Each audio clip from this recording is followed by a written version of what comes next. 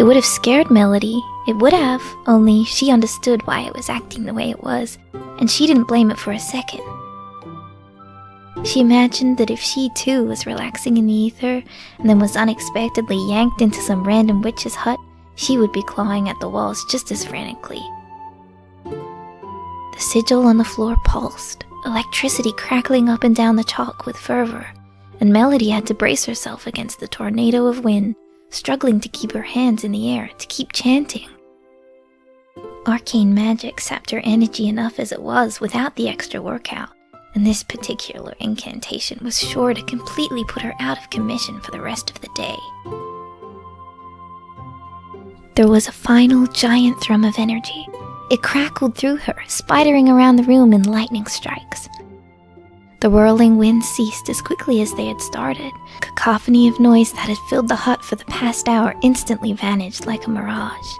Instead, the room was still and quiet, the sigil pulsing gently as it returned to its normal state.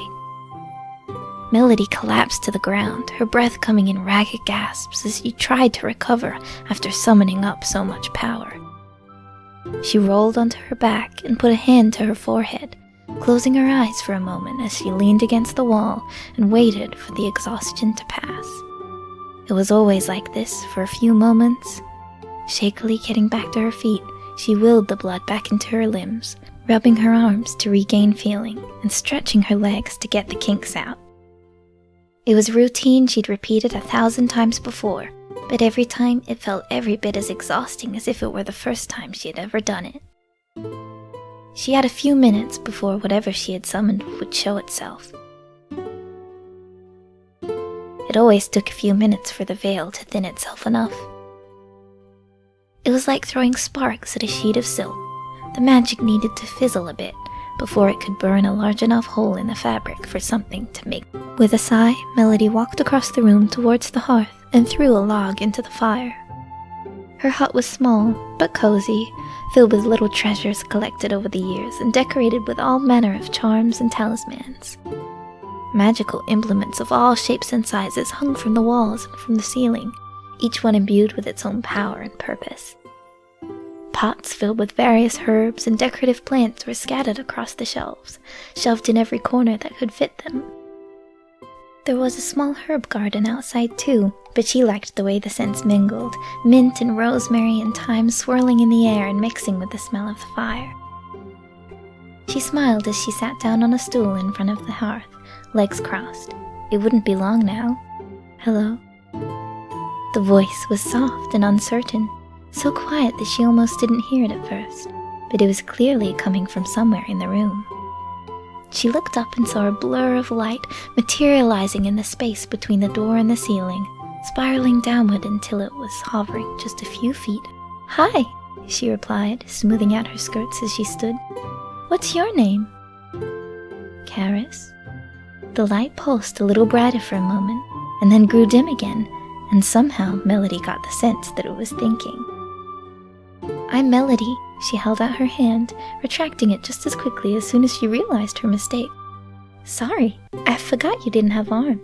Can you—" "Sort of," Karis, or at least the light that was then, bobbed a little in the air. "You're blurry. Like a pond someone's dropped a pebble into.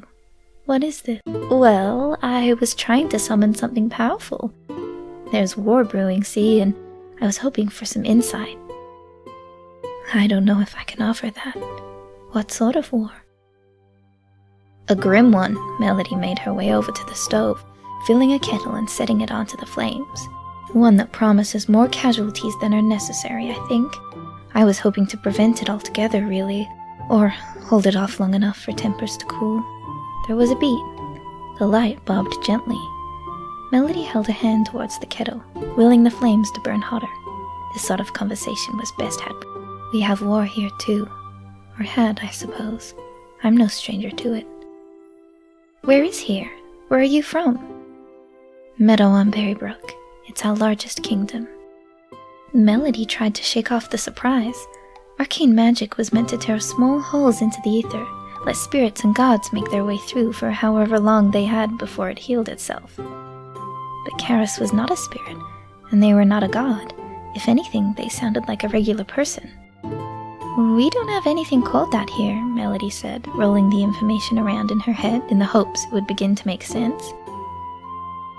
We don't have anything named that way at all. The naming conventions aren't right. You aren't from the Aether, are you? The what? Asked Karis. Melody squinted.